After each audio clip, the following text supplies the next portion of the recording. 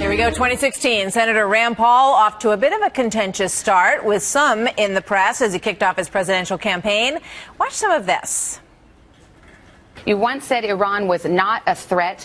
Now you say it is. You once proposed ending foreign aid to Israel. You now support it, at least for the time being. And you once offered to drastically cut. Once drastically wanted to cut defense spending, and now you want to increase it 16%. So I just wonder if you've mellowed out.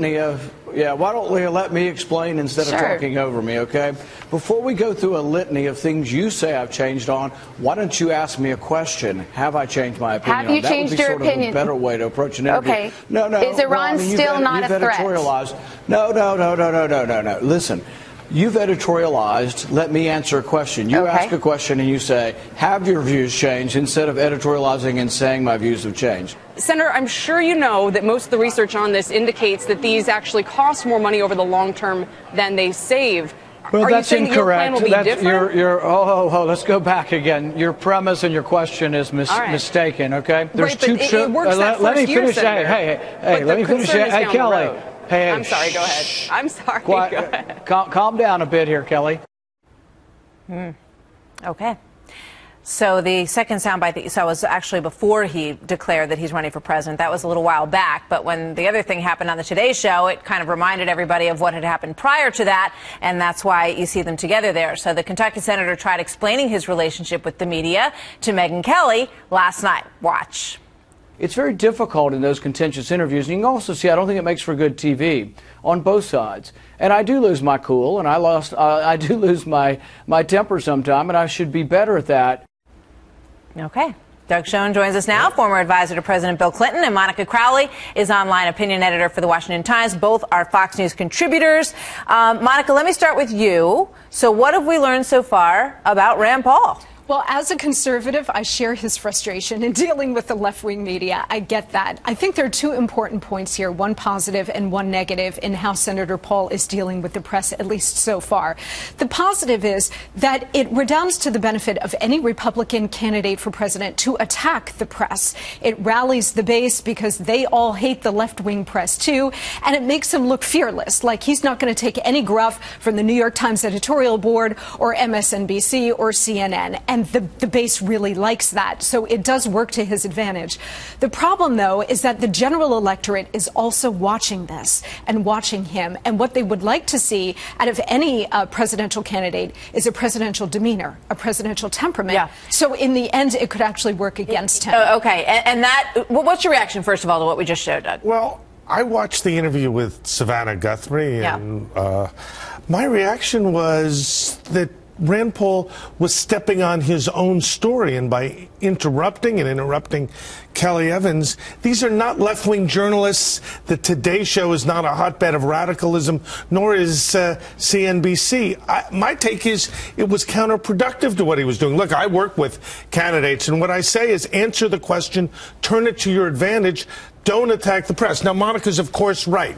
There is no sympathy on the right with the left-wing media, but if you don't get your message out, you're not going to engender much goodwill. So it ends up, that this is what we're talking about, and that's not necessarily what you want to be talking about. And I do want to make a point about something that he said about foreign policy, which I thought was pretty significant as well in all of this. But before we leave that aside, demeanor is the word that you just touched on. Mm-hmm. So he can be arrogant, he can be prickly, he can be testy. A lot of people can.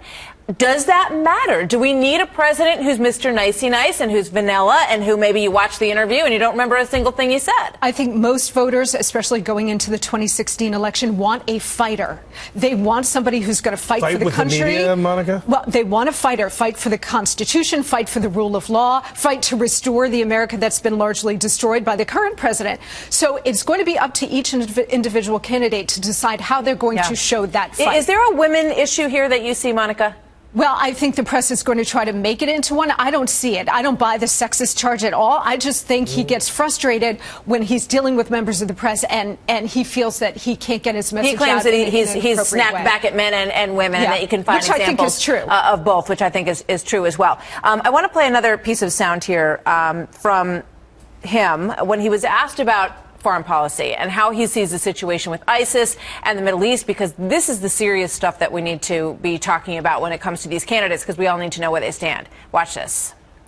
I want to see battalions where thousands of Saudi Arabians are marching at the front of the battalions because, frankly, the Saudi Arabians have been a big part of this problem over time. I think the Qataris need to be fighting at the front lines. The Kuwaitis need to be at the front lines. The Turks need to be at the front lines.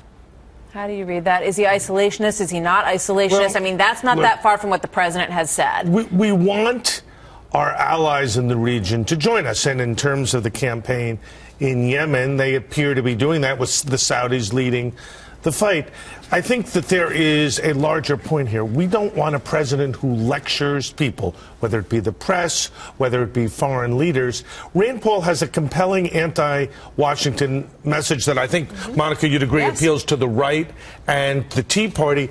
We didn't talk about that today because we've only had Rand Paul lecturing, hectoring, and attacking, which in my judgment ultimately will not help him. It has to be done by every Republican candidate because, again, it works for them with the GOP base. It worked for Nixon, it worked for Reagan, it worked for Newt Gingrich the last time around, but it has to be used very judiciously. Right. And you have to get the people on your side when you do it. You can't alienate people. You have to get them on your side when you're going on attack, which is a tricky line to walk. We'll see if he can do it. Thanks very much. Thank you. Great to see you both. Good to see you both. You too.